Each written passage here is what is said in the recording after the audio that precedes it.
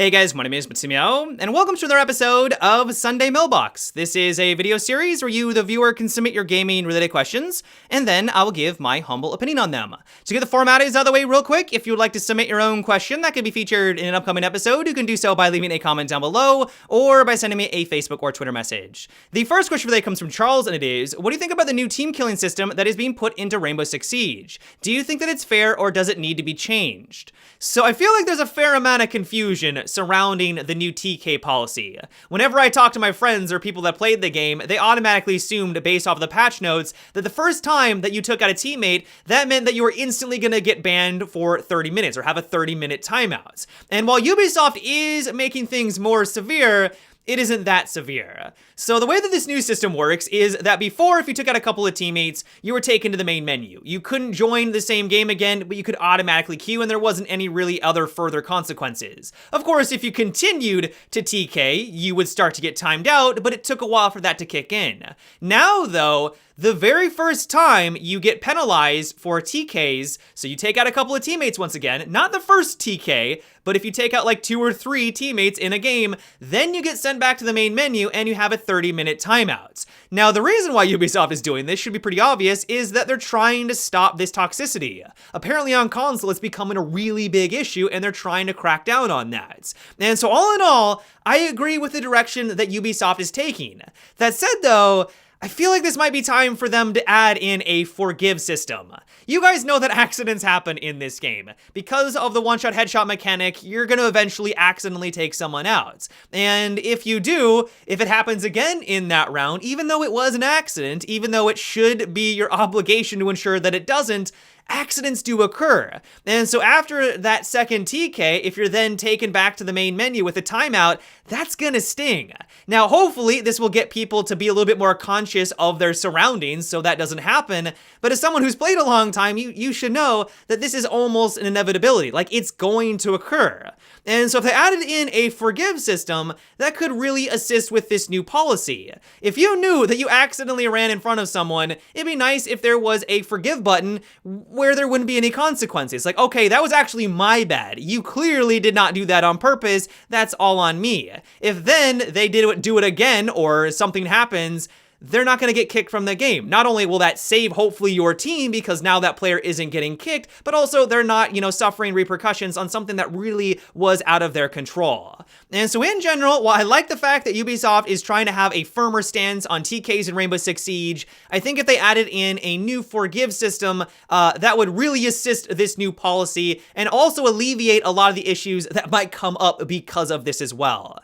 The next question comes from Malcolm, and it is, I feel like Capitao and Zofia are pretty parallel in their playstyle. While Capitao is nowhere near useless, he feels a little clunky next to Zofia.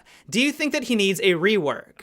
I want to love Capitao. I have tried him so many times, especially after this recent update, because the recoil changes, I find his weapon to be a lot more satisfying. But every single time I have to switch it over to his clunky gadget, I can't make it work. Maybe I just need to accept that Capitao is slow and that it's going to take twice as long to do an action as you would expect it to, but there's been so many situations where I want to just lay down a smoke screen and it takes like half a minute to go through the process. You need to bring out the gadget. You then need to go through the animation of switching between rounds. Then he has to go through another animation to it's ridiculous. It takes so long to actually get anything done with that specific gadget. Especially when you compare him to Zofia, it is a night and day difference. Zofia, smooth, simple, it performs exactly the way that you want it to. Still a little clunky, but I just think that's the nature of those gadgets when you need to switch between the different rounds. But overall, a much smoother experience compared to Capitao.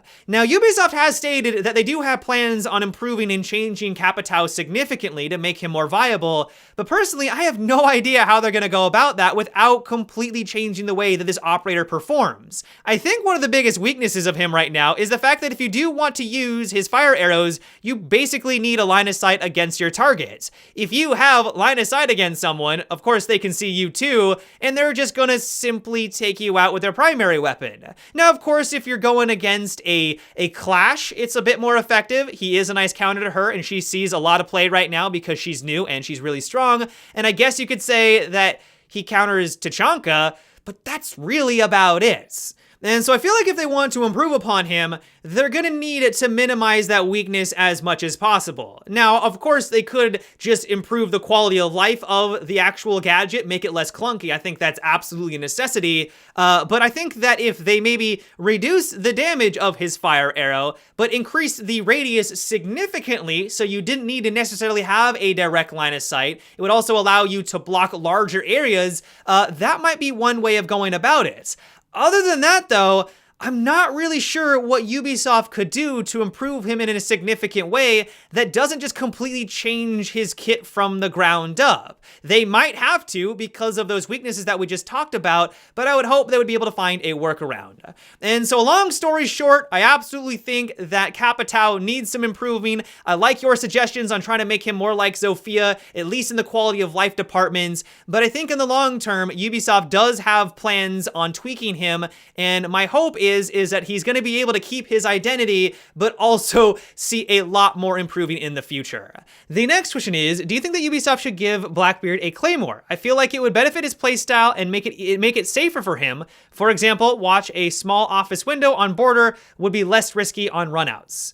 Well, I think that's exactly the reason why he doesn't have access to that gadget, because it just would make his job a lot easier. Really, the biggest weakness of Blackbeard is people running outside and taking him out on those windows. His strength is trying to take anyone out that's foolish enough when he is on that window and he's staring directly at them. If you're able to flank Blackbeard, you're putting him at a pretty big disadvantage. And so to give him a gadget that specifically makes his life easier is something that Ubisoft has tried to avoid for a very long time now. Now, I realize that isn't true for every single operator in the game, and Glaz is a prime example. He can see through smoke, and he also has access to smoke nades, so he does have that synergy. But if we look at Thermite, for example, a long time ago, he had access to nades. The reason why this is important, and the reason why he no longer has access to them, is that a lot of times on many of the maps, he didn't even need to rely on his teammates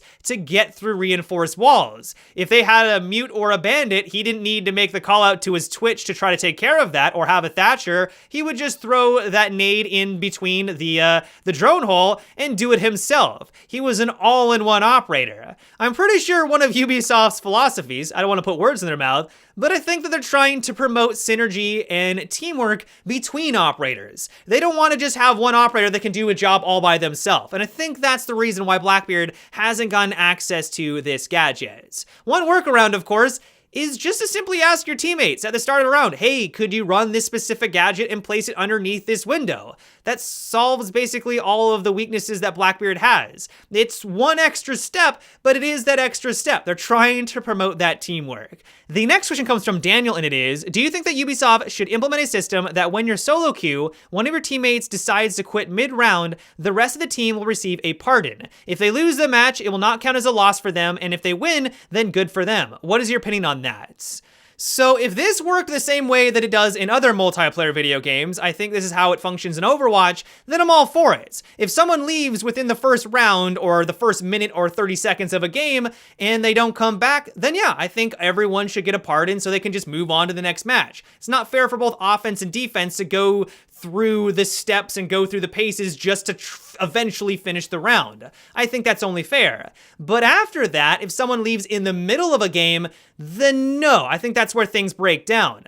Conceptually, I see where you're coming from. If someone leaves, it sucks for you. You're at a massive disadvantage. But you also have to remember that people are going to start to take advantage of this system, and it might lead to even more problems. If your team is losing and they're losing hard, you already realize that the enemy team has a significant advantage, you could try to get one of your teammates to leave. I can already foresee a lot of scenarios where people start to point fingers. Like, hey, you're at the bottom of the scoreboard. You're not doing enough to contribute. You're the reason why we're losing. You need to leave the match so that we don't lose our matchmaking. This, of course, is going to cause a lot of toxicity, and that is, of course, something that Ubisoft is trying to avoid. And so it's for those very reasons why I would be very surprised if Ubisoft ever implemented a system like this. They could do like other multiplayer video games where if it's at the start of the match, then they could give some leeway anyway. But other than that, I just don't think that it would work in Rainbow Six Siege. But yeah, guys, that is about it for today's episode of Sunday Mailbox. I hope you enjoyed. Let me know what you thought about what we discussed in today's video. Do you think that Capitao needs some improving? How would you go about it? Do you think he's in a good place right now? Let me know down below. As always, if you'd like to submit your own question for an upcoming episode, you can also leave a comment or by sending me a Facebook or Twitter message. But until tomorrow, guys, have a good one and take it easy.